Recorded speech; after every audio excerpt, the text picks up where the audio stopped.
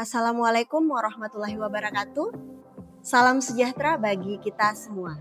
Perkenalkan, nama saya Ismayati Sutinasis STMT dengan NIDN 4305039101, dosen pada program studi Teknik Manufaktur Industri Agro Politeknik Ati Makassar, Badan Pengembangan Sumber Daya Manusia Industri BPSDMI, merupakan badan dalam naungan Kementerian Perindustrian Republik Indonesia yang mempunyai tugas menyelenggarakan pembangunan sumber daya manusia SDM industri. Video ini disusun sebagai bagian dari pernyataan diri dosen dalam unjuk kerja Tridharma Perguruan Tinggi PDD UKTPT dalam rangka mengikuti sertifikasi dosen tahun 2026 pada unsur pengajaran.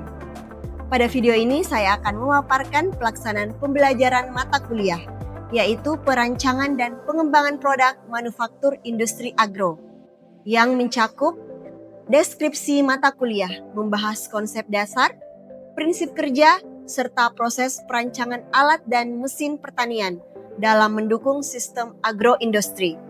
Materi meliputi klasifikasi dan fungsi alat mesin pertanian, identifikasi kebutuhan pangan, penyusunan spesifikasi teknis, konsep perancangan mekanisme dan sistem kerja, gambar teknik dan CAD, pemilihan material dan komponen, proses manufaktur dasar, hingga evaluasi desain berdasarkan aspek fungsi, efisiensi, dan kemudahan operasional.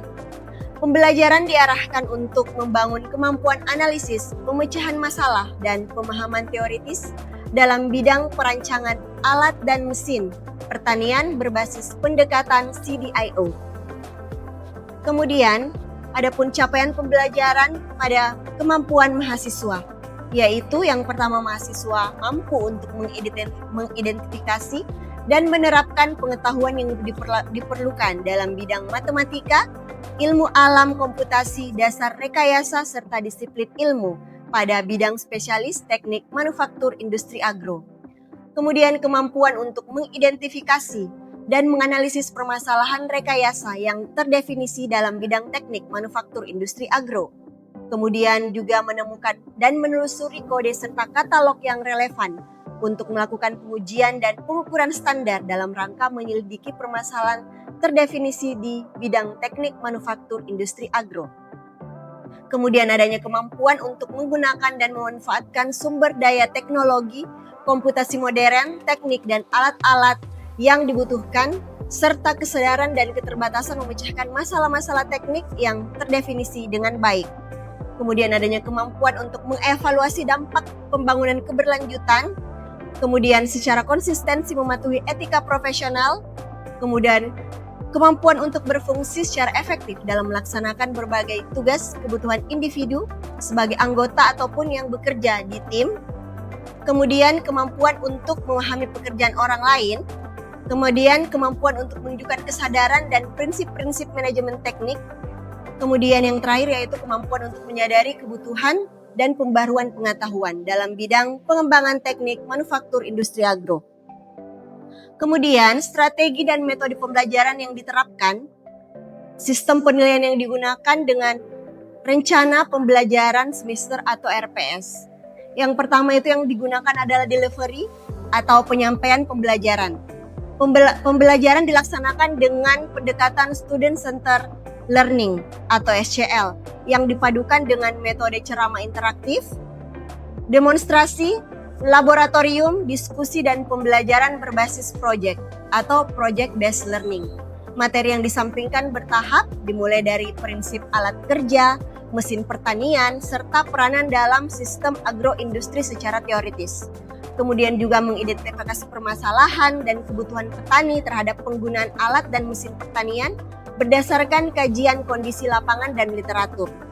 Kemudian juga spesifikasi teknis alat dan mesin pertanian sederhana sesuai kebutuhan fungsional dan operasional, menjelaskan konsep perancangan alat dan mesin pertanian yang meliputi mekanisme sistem kerja, fungsi utama berdasarkan prinsip teknik dasar.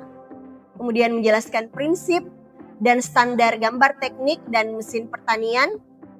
Kemudian menjelaskan pemilihan material sampai dengan menganalisis dan mengevaluasi desain alat. dan mesin pertanian berdasarkan aspek fungsi, kekuatan sederhana, efisiensi kerja, dan kemudahan operasional secara teoritis. Kemudian di terakhir akan menjelaskan penyusunan laporan teknis perancangan alat dan mesin pertanian, serta prinsip presentasi desain secara sistematis dan komunikatif. Mahasiswa juga memperoleh modul dan sebagai contoh kasus bahan belajar mandirinya. Jadi selain tadi delivery penyampaian pembelajaran, itu juga menggunakan interaction. Interaction yaitu interaksi pada pembelajaran.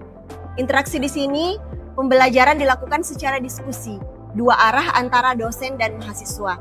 Tanya jawab selama mata perkuliahan, kerja kelompok, dan serta bimbingan penyelesaian proyek. Mahasiswa juga didorong aktif mengemukakan ide, menganalisis permasalahan, melakukan eksperimen, dan mempresentasi hasil pekerjaannya, sehingga tercipta pembelajaran yang kolaboratif dan partisipatif. Dan yang ketiga yaitu asesmen, penilaian pembelajaran. Penilaian ini dilakukan secara berkelanjutan melalui penilaian formatif dan sumatif. Aspek yang dinilai meliputi keaktifan dalam pembelajaran, penyelesaian tugas, kinerja praktikum, hasil proyek presentasi, UTS atau ujian tengah semester, dan ujian akhir semester. Penilaian penggunaan rubrik yang menggunakan penguasaan konsep keterampilan, yaitu semua tentang perancangan dan pengembangan produk manufaktur industri agro. Selanjutnya akan ditampilkan dokumentasi proses pembelajaran sebagai gambaran implementasi kegiatan pengajaran yang saya laksanakan untuk mendukung pencapaian kompetensi mahasiswa, khususnya dalam penguasaan mata kuliah, perancangan dan pengembangan produk manufaktur industri agro dalam penyelesaian permasalahan di bidang industri agro. Semoga video ini dapat memberikan gambaran yang objektif mengenai komitmen dan profesionalisme saya dalam melaksanakan tugas sebagai dosen. Terima kasih atas perhatian Bapak Ibu Asesor. Wassalamualaikum warahmatullahi wabarakatuh.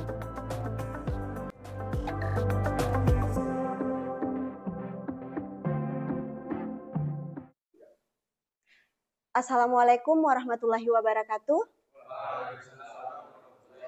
Dan selamat siang adik-adik sekalian. Oke, hari ini semua sehat ya? Oke, alhamdulillah pada hari ini kita masuk di pertemuan kedua untuk mata kuliah teori perancangan dan pengembangan produk manufaktur industri agro. Nah, karena ini sudah pertemuan kedua, kita akan melanjutkan materi kita. Materi kita yang pertama di pertemuan sebelumnya yaitu tentang apa? Prinsip kerja, ya betul, tentang prinsip kerja. Nah, untuk materi kedua ini kita melanjutkannya dengan prinsip kerja dan peranan mesin pertanian. Ya, tapi sebelum kita melanjutkan ke pertemuan kedua ini tentang prinsip kerja dan peranan mesin pertanian, kita kembali dulu ke pertemuan pertama. Ya, kita sudah membahas prinsip kerja di pertemuan pertama. Ada yang mau menjelaskan apa yang dijelaskan minggu lalu? Ada?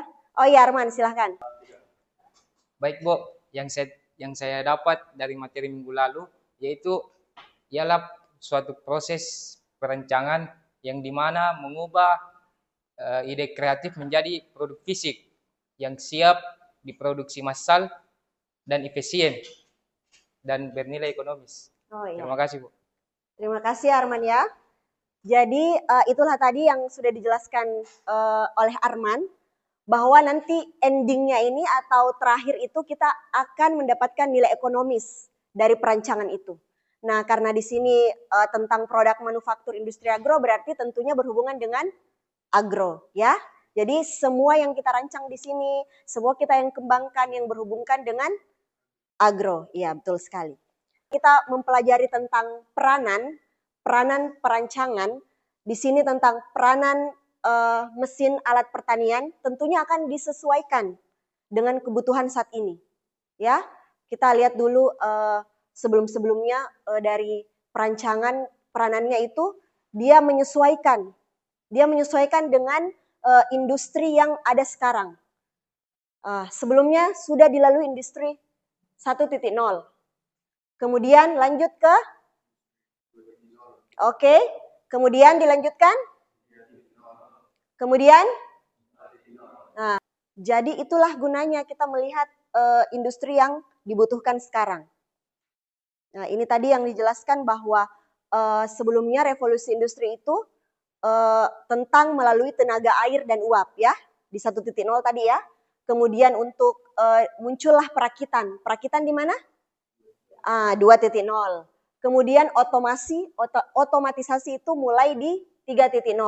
Kemudian dirampungkan dan sudah ada IoT-nya juga di 4.0. Oke. Nah, itulah gunanya kita melihat revolusi-revolusi sebelumnya. Nah, kemudian kita lanjut ke materi selanjutnya yaitu teknik pengumpulan datanya. Tadi kita juga melihat revolusi itu juga merupakan tekniknya. Kita melihat apa yang dibutuhkan. Sekarang bagaimana tekniknya? Ada beberapa teknik. Semakin banyak teknik yang dilakukan tentunya akan semakin bagus juga perancangannya. Tapi tentunya semakin lama juga kita melakukan pengambilan data. Nah, jadi perancangan itu tergantung dari kebutuhan. Apakah kita ingin melakukan perancangan secara cepat? Kalau kita melakukan secara cepat, tentunya tidak banyak teknik yang dilakukan. Yang penting kita sudah mendapatkan poin-poinnya saja, ya. Misalnya poin ini yang dibutuhkan, ya sudah kita sudah bisa merancang.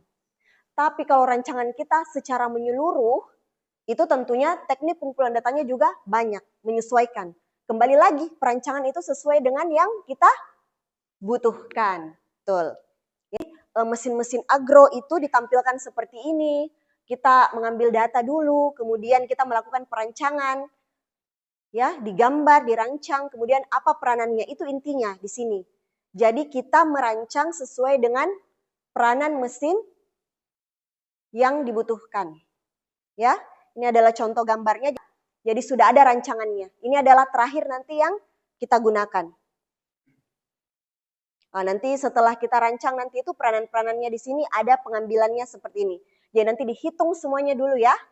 Kita ketika hitungannya sudah sesuai baru kita mulai merancang. Jangan merancang dulu baru menghitung. Itu salah ya.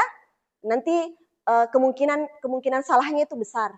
Jadi kita hitung dulu semua perhitungannya, kemudian kita merancang dengan baik. Kita ambil dulu semua data-data yang dibutuhkan, panjangnya, kebutuhannya apa, di mana, dan kita akan membuat perancangannya. Oke, untuk materi pertemuan kedua ini sudah cukup ya. Tapi jika ada yang mau ditanyakan, silahkan. Ada yang ingin bertanya? Izin bertanya, Bu. Ya, silahkan. Apakah teknik pengumpulan data berhubungan dengan perancangan mesin pertanian yang akan dirancang, Bu? Oke, terima kasih atas pertanyaannya. Betul sekali. Teknik pengumpulan data yang dilakukan itu akan mempengaruhi perancangan yang akan dibuat ya. Kenapa? Karena seperti tadi yang sudah saya jelaskan bahwa tergantung dari kebutuhan. Misalnya Anwar tinggal di mana? Di Jeneponto. Misalnya melakukan pengambilan atau teknik pengambilan data di Jeneponto. Tentunya akan berbeda kalau kita melakukan teknik pengambilan datanya di Makassar, ya. Karena kebutuhan untuk perancangan di sana berbeda dengan yang di Makassar, ya. Jadi misalnya di Jeneponto ada kebun kah? Kebun apa? Ya, kebun jagung. Misalnya kita mau membuat mesin apa? Ya, pemipil jagung, ya. Mesin pemipil jagung mau dibuat. Nah, tentunya kita cara teknik pengambilan data misalnya observasi ke pemilik lahan. Tentunya jika kita tidak melakukan teknik observasi, kita tidak akan mengetahui rancangan yang bagaimana yang akan dibuat. Ya, seumpama kita hanya melakukan dokumentasi. Ini kan salah satunya dokumentasi ya. Misalnya kita hanya melakukan teknik pengambilan secara dokumen. Kita hanya mencatat saja. Oh, sepertinya dia butuh pemipil jagung, ya. Tapi kita tidak tahu bahwa ternyata di lahan itu sudah ada pemipil jagungnya.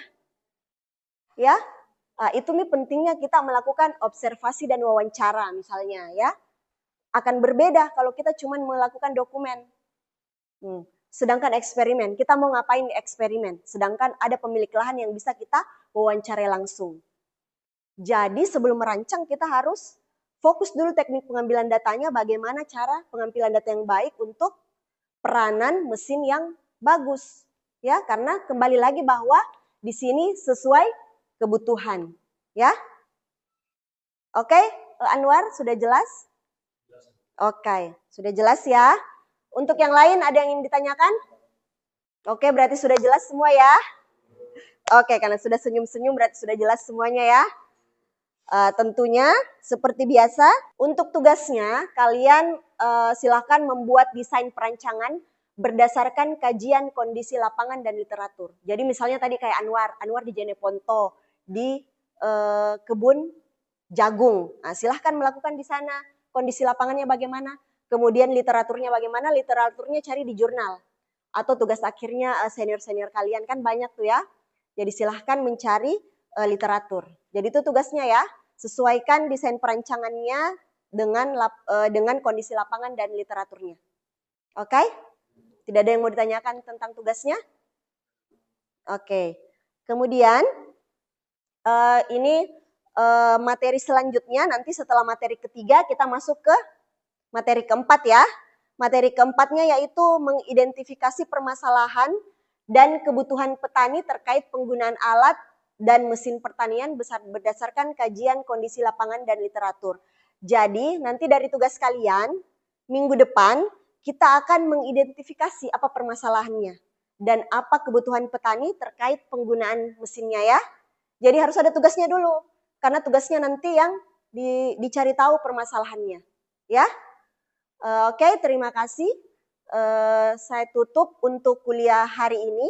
Sampai jumpa minggu depan. Assalamualaikum warahmatullahi wabarakatuh.